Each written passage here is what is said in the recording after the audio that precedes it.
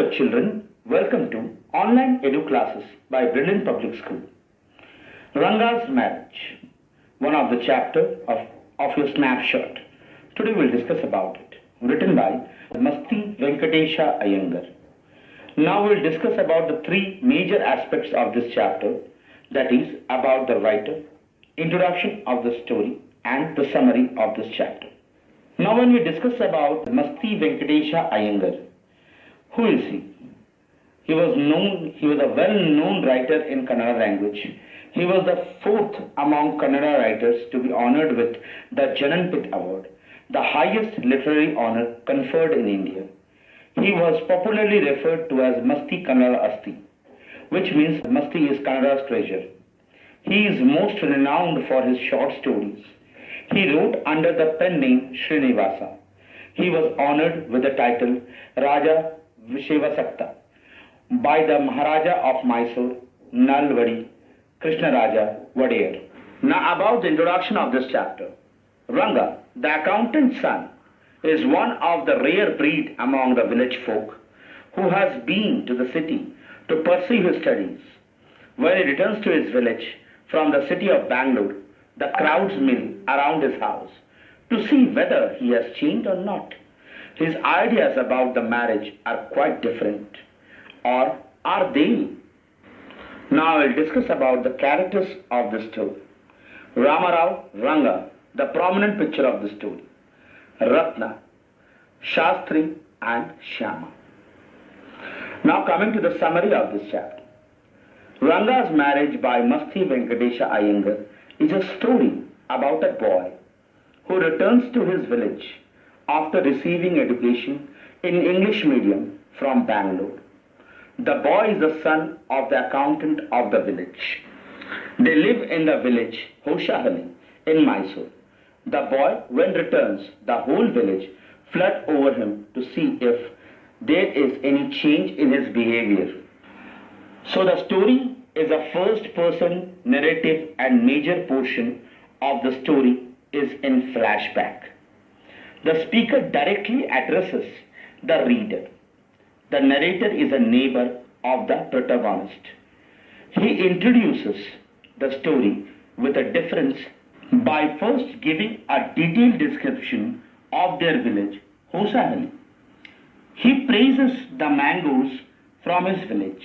He asks the reader if he or she has ever heard of the village. He replies to the question himself, for the village was not located in any of the maps for the English Babus, and the ones in our country forgot to put it there. Then he introduces Ranga, the protagonist, in a time 10 years ago. Ranga had gone to Bangalore for studies and returned home after 6 months. It was the time when English was a language not popular and a few people used it. All used to conversate in Kannada. When the narrator met Ranga, they had a discussion. Now Ranga left after the discussion and the narrator decided then that he would get the boy married. Determined, he began considering Ramarao's niece, Ratna, as a suitable bride for Ranga. She was from a big town and she knew how to play veena and the harmonium. He came up with a plan. He asked Ramarao's wife to send Ratna to his place to fetch some buttermilk. So she came on Friday wearing grand sari. He requested Ratna to sing and sent for Ranga. Ranga reached the narrator's place and stopped outside the room as he did not want to disrupt the singing, but was cautious to see her face, so peeped in. Ratna noticed the stranger and stopped abruptly. Ranga came in and the girl left. Curiously, he inquired about the girl, and narrator cleverly played at his words. He told Ranga that the girl was married of a year ago and noticed the disappointment flattering Ranga's face.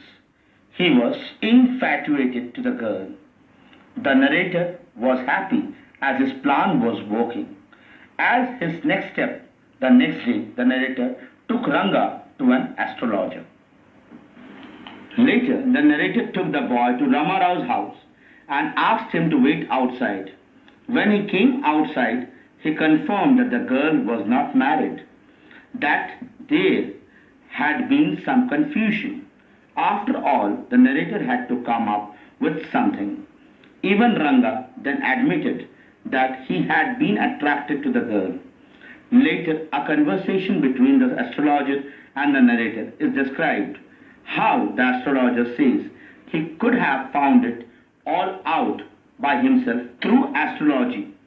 The story moves forward 10 years, or to say, returns to the present. Rangappa, who was known as Ranga, came one day to the narrator, inviting him at his son Shyama's third birthday. Obviously, Ratna and Ranga had been married, and now they have three kids. Now they have a 3-year-old son whom Ranga named after the narrator. As it is the ending of this story, we have discussed all the major points, children. Thank you for watching.